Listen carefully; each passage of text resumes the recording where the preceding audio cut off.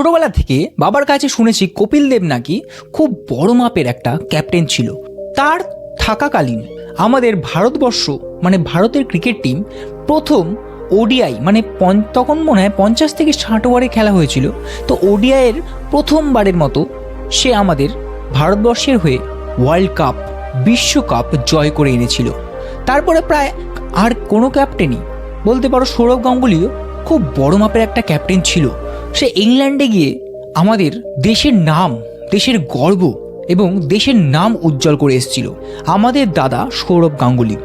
কিন্তু দুটো ট্রফি হয়তো জিতেছিল, তাও শ্রীলঙ্কার সাথে শেয়ারে।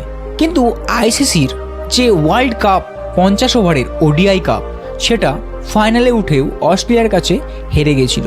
চেষ্টা তো খুব করেছিল, কিন্তু আমাদের হাতে সেই ওডিআইয়ের ওয়ার্ল্ড কাপের ট্রফিটা আসেনি।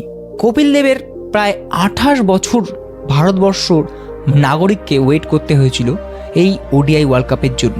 তারপর এসছিল মহেন্দ্র সিং ধোনি, ক্যাপ্টেন কুল বলে একটা ক্যাপ্টেন। হ্যাঁ, যদিও তখনকার সৌরভ গাঙ্গুলি ক্যাপ্টেনশিপে ছিল না। ধোনি যে টিমটাকে গঠন করেছিল সেখানে সেই টিমটা নিয়ে অস্ট্রেলিয়া, নিউজিল্যান্ড, পাকিস্তান বড় বড় টিমকে অনায়াসে হারিয়ে প্রায় 28 বছর পর ওডিআই ওয়ার্ল্ড কাপ জয় করেছিল। শুধুমাত্র ওডিআই ওয়ার্ল্ড কাপ না, চ্যাম্পিয়ন্স ট্রফি, টি20 বিশ্বকাপ 2007-এ জয় করে ফেলেছিল। আর সে হয়ে গেছিল পৃথিবীর সর্বপ্রথম 3টে আইসিসি ওয়ার্ল্ড কাপ জয় করা প্রথম ক্যাপ্টেন, যেটা রিকি পন্টিংও এখনও অবধি করতে পারেনি। আর রিকি পন্টিংকে যদি জিজ্ঞেস করা হয় তোমার কাছে সবথেকে শ্রেষ্ঠ ক্যাপ্টেন কে, তো রিকি পন্টিং আর কারো না, MS ধোনির নামই নিয়েছিল।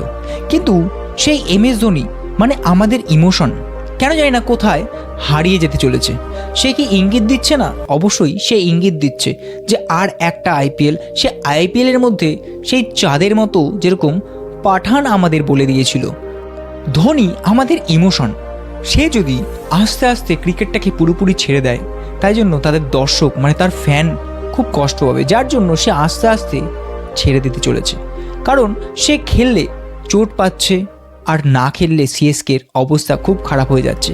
কারণ তোমরা বিগত কিছুদিনের সিএসকের কথা যদি চিন্তা করো বা কিছু বছরের কথা যদি চিন্তা করো, MS ধোনি এই বয়সেও ঠিকঠাক খেলে তো দিচ্ছে, কিন্তু MS ধোনির টিমটা সেই রকম আগের মতো অবশ্যই স্ট্রং নেই, সেটা তোমরাও জানো। তবে আমি সিএসকেকে ভরসা করি, হয়তো তারা কামব্যাক করবে। যতই 3টে হেরে যাক, জেতা আর হারা বড় কথা নয়, 5টা কাপ সে জয় করে দিয়েছে আইপিএলেও।